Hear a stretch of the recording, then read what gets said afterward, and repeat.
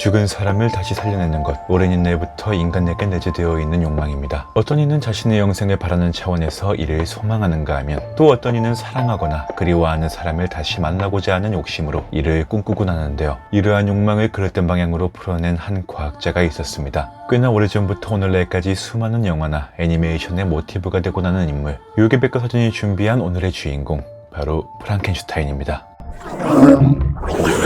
흔히들 프랑켄슈타인 하면 각진 얼굴에 두부나 목에 나사가 박혀있는 괴기스러운 형태를 떠올리시겠지만, 사실 프랑켄슈타인은 여러분이 생각하는 그런 괴물이 아닙니다. 그의 이름은 빅터 프랑켄슈타인. 화학과 생물학 등 과학 전반에 해박한 지식을 지닌 뛰어난 인물이었던 그는 제네바의 명문 가문에서 태어났으며 고위직 공무원이자 훌륭한 인성을 지닌 그의 아버지 아래서 부족함 없이 자라났는데요. 총명했던 그는 어릴 때부터 세상에 대한 탐구심이 강했고, 이로 인해 과학에 엄청난 관심을 보였습니다. 그러나 과학과는 거리가 멀었던 그의 아버지는 이 모든 것이 쓸모없는 일이라며 그의 꿈을 반대했고, 그럼에도 빅터는 혼자 과학 이론책을 읽으며 공부하기 시작했는데요. 그가 17살이 되던 해 독일의 앙골슈타트 대학에 진학하고자 결심했던 빅터. 그러나 대학으로 떠나기 몇 주 전 사랑하는 그의 어머니는 성홍열로 세상을 떠나고 말았습니다. 어머니를 잃은 슬픔에서 벗어나기 위해 실험에 몰두하던 그에게 과학 철학은 한 줄기 빛과 같았습니다. 그 중에서도 자연과학은 사람의 생명까지도 창조할 수 있다는 점이 매혹적으로 다가왔는데요. 어머니에 대한 그리움을 해결할 수 있을 것이라 믿었던 것인지 빅터는 결국 신체접합술의 새로운 방법론을 창안하게 되었고, 사체 재활용 이론을 실현시키기 위한 노력 끝에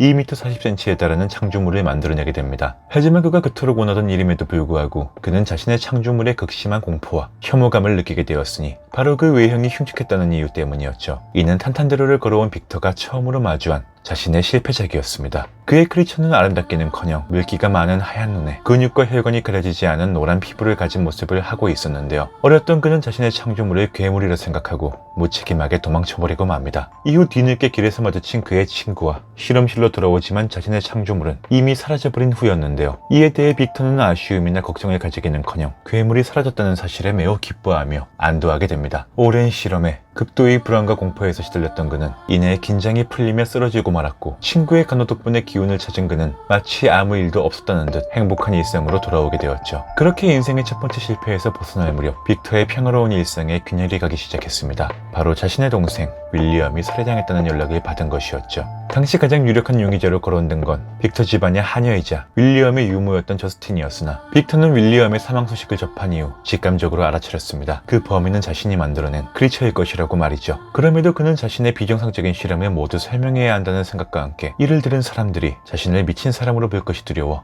진실을 묵과하고 맙니다. 결국 다음날 저스틴의 재판이 진행되고 그녀는 사형에 처해지고 마는데요. 이 과정에서 빅터는 아무 말도 하지 않고 그저 재판을 지켜볼 뿐이었죠. 사실 빅터가 이러한 행보를 걷고 있는 동안 크리처 또한 힘든 나날들을 보내고 있었습니다. 빅터에게 버림받은 이후에도 자신의 정체성에 대한 고찰을 거듭하며 스스로 프랑스어를 공부하며 책을 읽고 가난한 가족을 보며 땔감을 대신해주는 등의 노력을 계속해갔습니다. 흉측한 외모를 가진 그가 원했던 건 인간과의 관계와 소속감이었기 때문이었는데요. 그러나 그에게 돌아온 건 그저 외형만을 보고 경멸과 두려움을 드러내는 사람들의 모습이었고, 이러한 과정에서 그는 폭력적으로 변해가며 윌리엄을 살해하는 상황에까지 이르고 만 것이죠. 결국 자신이 인간들과는 어울리지 못할 것이라는 결론을 내린 크리처는 그 끝에 빅터를 찾아갔습니다. 그가 빅터에게 부탁한 것은 단 한 가지, 바로 자신을 보고도 두려워하지 않으며 함께할 수 있는 여성 크리처를 만들어달라는 것이었는데요. 자신의 부탁을 들어주지 않으면 남은 가족이나 친구들을 해치겠다는 협박에 그 부탁을 들어주기로 한 빅터는 새로운 실험을 진행하지만 이내 회의감에 빠지고 맙니다. 그가 만드는 또 다른 괴물로 인해 더 해로운 일이 생기지 않을까, 그들이 만든 후손이 문제를 일으키지 않을까 등의 걱정이 터져나온 것이죠. 결국 빅터는 작업 중이던 여자 크리처를 파괴해버리고 마는데요. 이에 분노한 크리처는 빅터의 절친한 친구와 그의 아내를 살해하기에 이르고 맙니다. 여러분은 지금까지의 이야기를 들으며 빅터 프랑켄슈타인과 그의 크리처 중 누가 더 괴물에 가깝다고 생각하셨나요? 어떻게 보면 프랑켄슈타인이 괴물이라고 알려진 것은 완전한 왜곡이라고 볼 수 없을지도 모릅니다. 크리처는 단순히 남들과는 다른 모습으로 탄생했을 뿐, 그 본성은 인간과 크게 다르지 않았고 오히려 인간을 닮고 싶어하고 그들과 함께하고 싶어했죠. 그러나 자신의 책임과 의무를 다하지 않고 자신의 창조물을 괴물로 규정한 빅터와 다른 사람들로 인해 크리처는 점점 괴물의 모습에 가까워집니다. 재미있는 것은 빅터는 인간, 크리처는 괴물이라고 묘사되는 것과 상반되게 빅터는 자신의 하녀가 누명을 쓰고 죽는데도 자신의 체면을 더 중시하고 창조주인 자신도 두려워하는 괴물이 사라졌음에도 안도하는 모습을 보이는 등 비인간적인 모습이 주를 이루었는데요. 이에 반해 크리처는 인간성을 추구하고 이를 얻기 위해 남들의 멸시에도 끊임없이 노력합니다. 자신의 창조물에게 이름도 지어주지 않은 프랑켄슈타인이 괴물로 알려지는 건 그의 정당한 처분일지도 모를 일이겠죠. 참고로 저희 채널에서 이제까지 여러분께 소개해드렸던 실제로 목격되곤 했던 여타 요괴들과는 달리 프랑켄슈타인은 픽션, 즉 소설 속의 주인공입니다.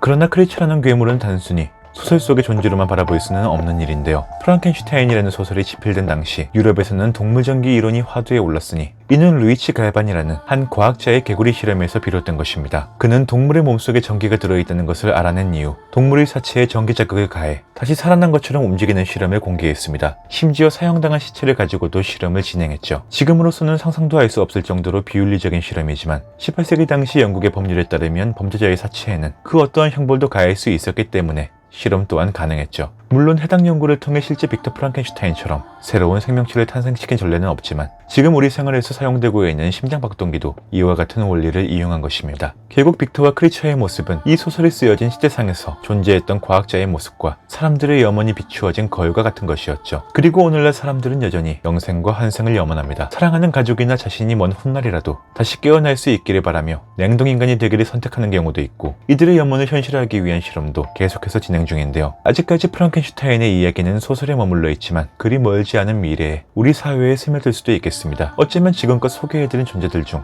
우리와 가장 가까울지도 모르는 오늘의 주인공 프랑켄슈타인, 요괴백과사전이 준비한 이번 이야기 프랑켄슈타인 편 여기서 마치겠습니다. 오늘도 시청해주신 여러분 대단히 감사드립니다.